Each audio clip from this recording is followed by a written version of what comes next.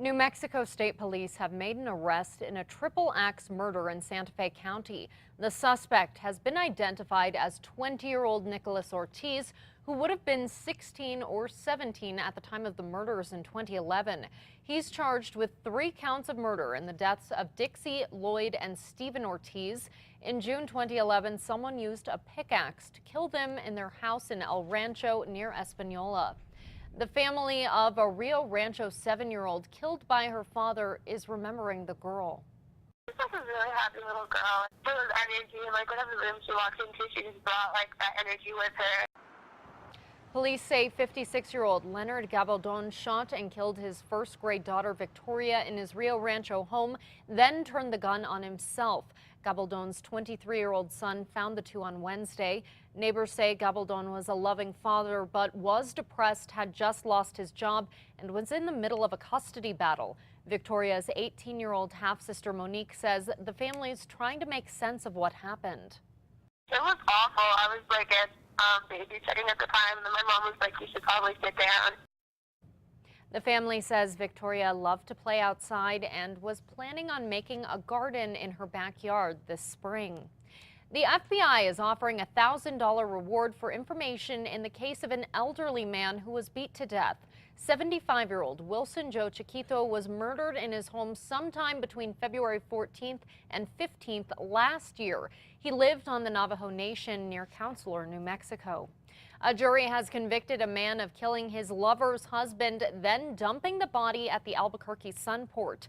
50-year-old Marzette Ferris was found guilty of first-degree murder. He'll be sentenced next month in Arizona. His lover, Laura Jean Stelmacek, will be tried separately in the stabbing death of her husband, Craig, at their home in Prescott. His body was in a van at the Sunport parking garage for days in 2011. Police were looking for a suspicious person in a quiet Alabama neighborhood, but now the only one charged with a crime is a cop.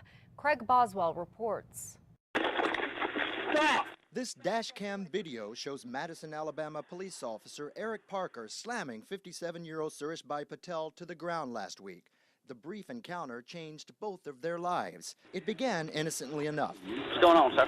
Officer Parker and his partner, responding to a call for a suspicious person, stopped Patel, who was walking on the sidewalk. Where's your address? Where do you live? Patel does not speak any English. Do you understand what I'm saying to you? Do not jerk away from me again. Suddenly, Officer Parker took Patel down. Stop! Trying to jerk away from me. The officers tried to help Patel to his feet, but he appeared limp. Patel's family says he was partially paralyzed and remains in the hospital. His right leg moves a little bit, but he is not able to move his left leg. Officer Parker was arrested, charged with assault, and will be fired. I found that Officer Parker's actions did not meet the high standards and expectations of the Madison City Police Department. The FBI is now investigating to see whether there were any federal violations. Craig Boswell, CBS News, Washington. Patel's family has filed a lawsuit against the police saying his civil rights were violated. The Indian Embassy issued a statement saying it's extremely concerned about what happened to Patel. A New Mexico lawmaker wants to tack a minimum wage increase onto the right to work bill. House Majority Leader Nate Gentry proposed adding a 50 cents an hour wage hike after the measure drew more than 5 hours of public testimony this week. House Democratic Floor Leader Brian Egolf opposes the idea. Democrats have wanted to up the state's $7.50 an hour wage for years, but 2 bills calling for sizable increases have been derailed. The right-to-work legislation would change the state's labor laws. If passed, non-union employees would not have to pay a union fee as a condition of employment. And a bill that would put the $250 million spaceport up for sale has jumped its first hurdle. Gallup Senator George Munoz is sponsoring the proposal. It comes as the Spaceport Authority is asking lawmakers for an emergency $1.7 million to keep it running. Virgin Galactic had plans to launch out of the spaceport 3 years ago, but that has not happened. Munoz believes a private company would do a better job running it and that there is a buyer out there. Travelers can expect a new piece of artwork at the Sunport in the next few days. A 14 by 14 foot, 1,200-pound chandelier made of steel and glass will soon hang in the window of the Great Hall. Crews were prepping to install it yesterday. New Mexican artist Jezebel Wells went to the airport with the proposal to hang the piece, and they loved it.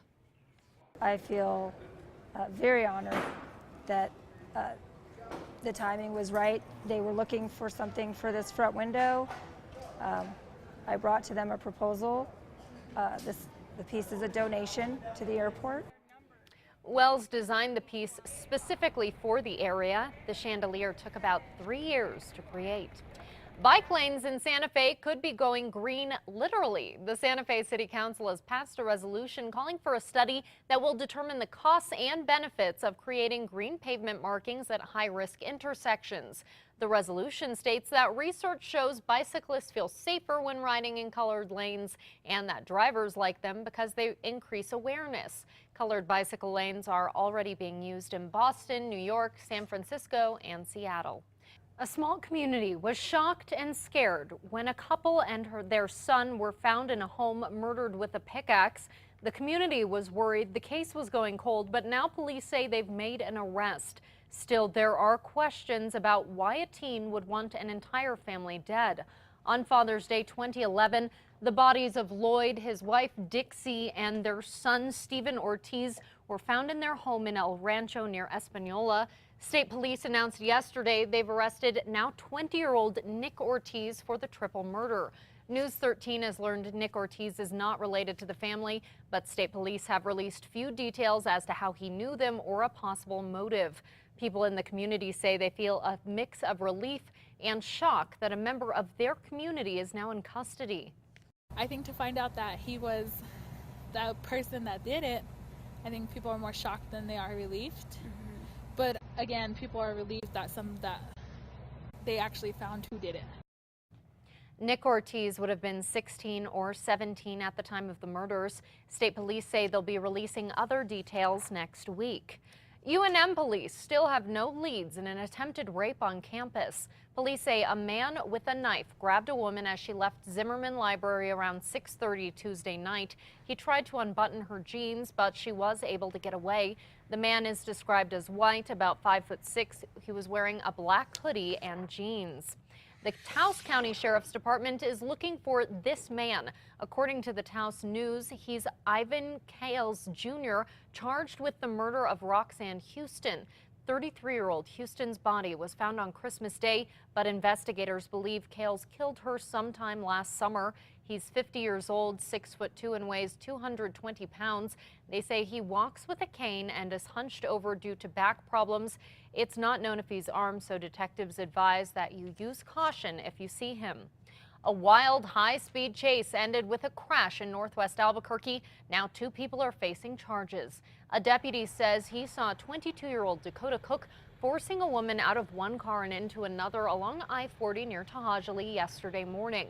When he turned around to check it out, deputies say Cook took off, hitting speeds over 100 miles per hour. The chase came to an end near Coors and Ladera after Cook crashed. He was arrested, but deputies say the 2 women in the car took off running.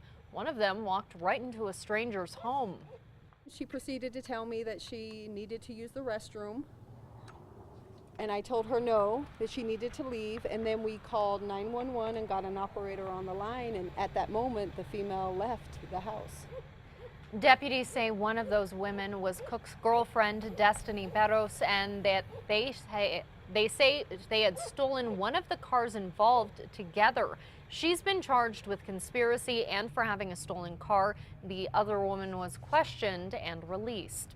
The issue of Tent City is dividing the Borellis neighborhood. Some neighbors say they don't want the homeless camping near their homes, but the Borellis Neighborhood Association offered up the empty parking lot on 2nd and Santa Fe for them to set up camp. The lot's privately owned, and the owner says he never agreed to let them camp on his land. Tomorrow there will be a community meeting about Tent City. It's from 3 to 5 at Casa Borellis. A year after a leak at the waste isolation pilot plant in Carlsbad, a project out of a New York college is offering help to former employees of the facility. Officials say 22 workers were contaminated when a container of waste from Los Alamos National Laboratory ruptured a year ago. Now the Worker Health Protection Program out of Queens College in New York is offering free health screenings to workers. The spill resulted in a 9-month investigation by the state, revealing dozens of violations at WIP and Los Alamos National Lab. It's resulted in the shutdown of the plant and millions of dollars in fines for the Department of Energy. The fight between the Eddy County Sheriff and the feds appears to be over, but there's fear it could now spark violence.